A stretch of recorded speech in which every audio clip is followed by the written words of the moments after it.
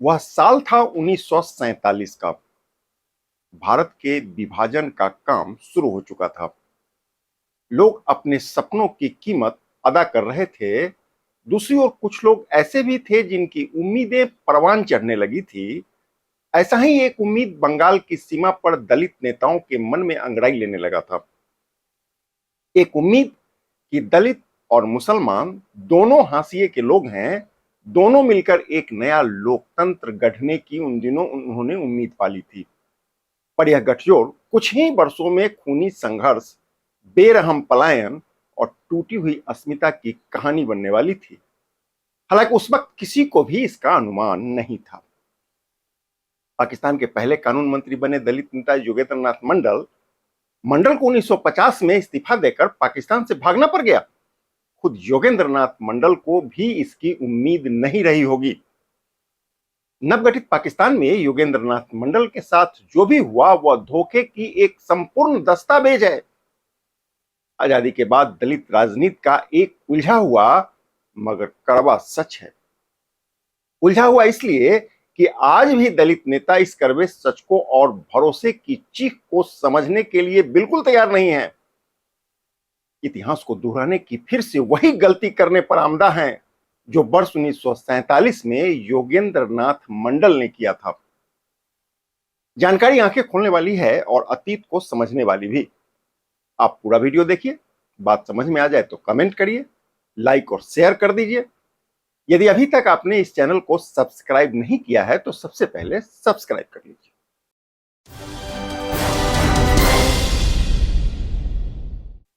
नमस्कार, आप देख रहे हैं केकेएन लाइव। मैं हूं कौशलेंद्र झा। केकेएन के खबरों की खबर और लीक से हटकर खबर में आपका स्वागत है। बात 1946-47 की है। बंगाल का विभाजन होना लगभग तय हो चुका था। उन दिनों बंगाल की दलित राजनीति में योगेंद्र नाथ मंडल बड़ा नाम हुआ करता था।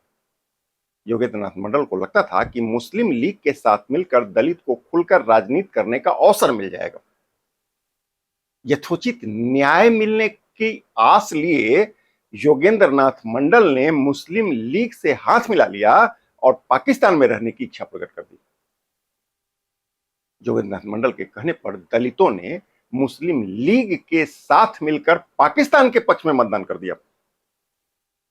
इसका नतीजा यह हुआ कि सीमावर्ती कई हिंदू बाहुल गांव पूर्वी पाकिस्तान का हिस्सा बन गया।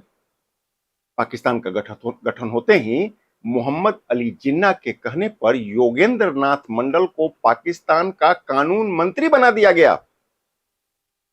यहां तक तो सभी कुछ ठीक ठाक चल रहा था, लेकिन जल्दी ही हालात बदलने लगा। नवगठित पाकिस्तान में गए दलितों का जबरन धर्म परिवर्तन शुरू हो गया। विरोध करने पर उनकी हत्या कर दी जाती थी। कानून मंत्री रहते हुए योगेंद्र नाथ मंडल इसको रोक नहीं पा रहे थे। पाकिस्तान के प्रधानमंत्री लियाकत अली खान अपने ही कानून मंत्री यानी योगेंद्र नाथ मंडल की अब अनदेखी करने लगे थे। हालात इतना बिगड़ गया कि वर्ष 1950 के 8-9 अक्टूबर की दरमियानी रात योगेंद्र नाथ मंडल ने प्रधानमंत्री लियाकत अली खान को इस्तीफा देकर भारत लौटना मुनासिब समझा। उन्होंने ऐसा ही किया और भारत लौटकर गुमनामी की जीवन जीने लगे। उधर पाकिस्तान में रहने वाले अनुसूचित जाति खास करके नमो सूद पर हमले अब तेज हो गए। उनके गांव को आग के हवाले कर दिया गया, मंदिरों को तोड़ दिया गया, महिलाओं पर अत्याचार बहुत ज्यादा बढ़ गया। पाकिस्तान की प्रशासन इसको रोकने की जगह तमाशबीन बनी रही। मतलब मुस्लिम लीग के साथ योगेंद्र नाथ मंडल का गठबंधन अब दलितों के बर्बादी का कारण बनने लगा। नवगठित पाकिस्तान में दलित मुस्लिम एकता का प्रयोग थोड़े दिनों की सत्ता में भागीदारी का हिस्सा बनने के साथ ही दलितों की अस्मिता पर सवाल खड़ा करने लगा था। पूर्वी पाकिस्तान में दलित बाहुल नादिया, जैसोर, खुलना, राजशाही, ढाका और बरिशाल में इतना हमला हुआ कि 1950 आते आते हिंदू अल्पसंख्यक होने लगे। अधिकांश मार दिए गए, बड़ी संख्या में लोगों ने पलायन किया, भारत में शरण ली। जो बच गए उनमें से अधिकांश को इस्लाम कबूल करना पड़ा। हालात इतना गंभीर हो गया कि 8 अप्रैल 1950 को भारत के प्रधानमंत्री पंडित जवाहरलाल नेहरू को हस्तक्षेप करना पड़ा। नेहरू जी ने पाकिस्तान के प्रधानमंत्री लियाकत अली खान के साथ एक समझौता किया। इसको नेहरू लियाकत पैक्ट कहा जाता है। इस समझौते के तहत दोनों देश यानी भारत और पाकिस्तान को अपने यहां के अल्पसंख्यकों की सुरक्षा करना था।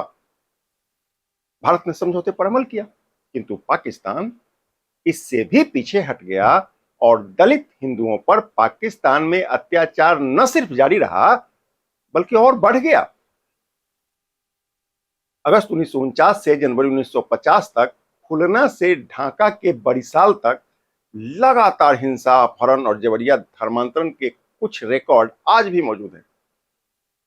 सबसे बड़ा रिकॉर्ड तो पाकिस्तान के कानून मंत्री स्वयं योगेंद्र नाथ मंडल के त्याग पत्र में समाहित है। पाकिस्तान के एक केंद्रीय मंत्री स्वयं अपने त्याग पत्र में लिख रहे हैं कि पाकिस्तान की सरकार दलित हिंदुओं को सुरक्षा देने में असफल रही है। इससे बड़ा प्रमाण और क्या हो सकता है? दूसरा बड़ा प्रमाण सेंसस रिपोर्ट है। वर्ष 1941 में जहां पाकिस्तान में हिंदू आबादी करीब 15% थी, वहीं 1951 आते आते घटकर 1.6% रह गई।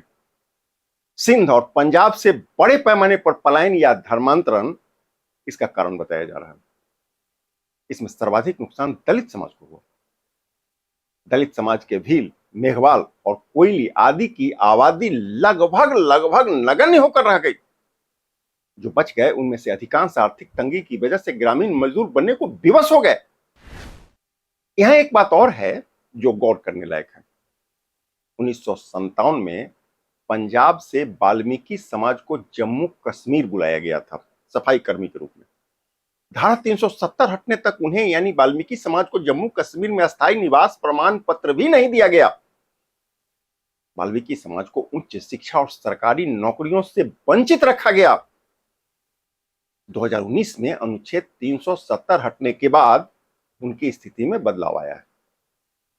समझने वाली बात यह है कि दलितों के साथ सिर्फ हिंसा ही नहीं हुआ, बल्कि कानूनी तौर पर भी उनके अधिकार को सीमित रखने की खतरनाक साजिश की गई। इससे पहले वर्ष 1947 में जम्मू, राजौरी, मीरपुर और पुंछ के इलाके में बड़े पैमाने पर सांप्रदायिक हिंसा हुई थी। इस हिंसा में हिंदू, सिख और दलित समुदाय का बहुत नुकसान हुआ था। 1947 में कश्मीरी पंडितों को टारगेट नहीं किया गया था।